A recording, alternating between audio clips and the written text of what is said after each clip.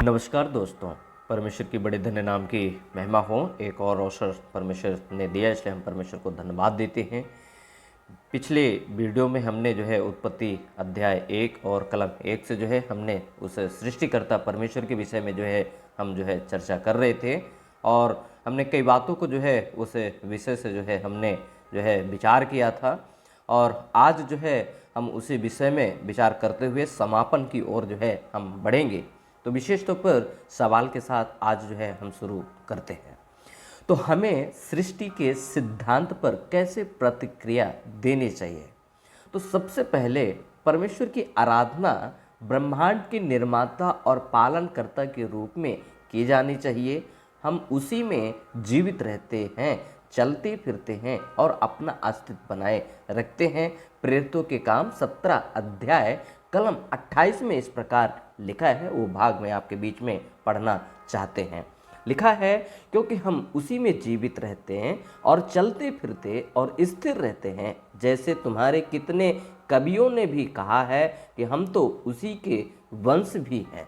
तो परमेश्वर का वचन जो है इस बात को बताता है, और हम देखते हैं इसका मतलब है हर कोई परमेश्वर पर निर्भर है और उसके प्रति जवाबदेह हैं।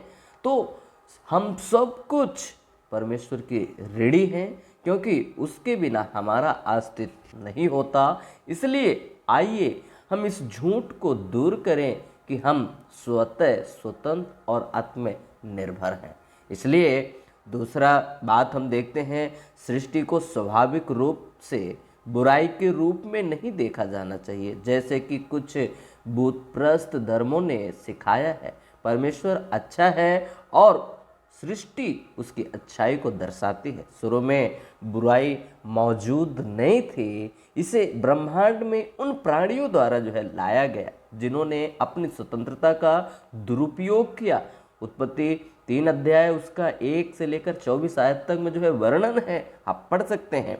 फिर भी परमेश्वर ने वादा किया हमारी गिरी हुई दुनिया को या अवस्था को पूर्णतः में बहाल करेंगे, और परमेश्वर की संतानें एक दिन नए स्वर्ग और नई पृथ्वी में जो है निवास करेंगे। ये वादा हम देखते हैं परमेश्वर ने प्रकाशित भाग 21 और कलम 1 में जो है किए हैं।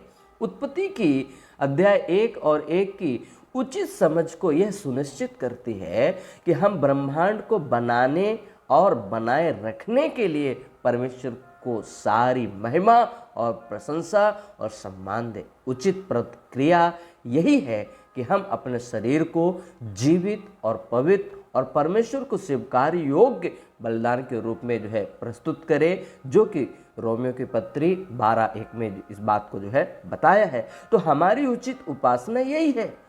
उदाहरण के स्वरूप में एक और पवित्र शास्त्र बाइबल में 1 कुरिन्थियों 6 और उसको 19 और 20 में भी यही बात को लिखा है।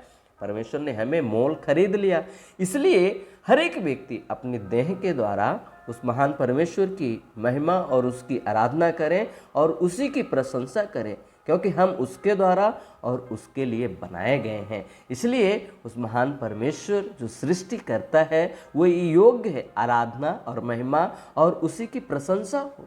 यही परमेश्वर का वचन जो है हमें और आपको बताता है। तो आइए उस महान परमेश्वर को जो योग्य है उसी की आराधना करें, उसी की महिमा करें और उसी की प्रशंसा करें। परमेश्वर हमें और आपकी सहायता और मदद करे उस महान परमेश्वर और उस सृष्टिकर्ता परमेश्वर को जानने के लिए। परमेश्वर की बड़े धन्य नाम की महिमा हो।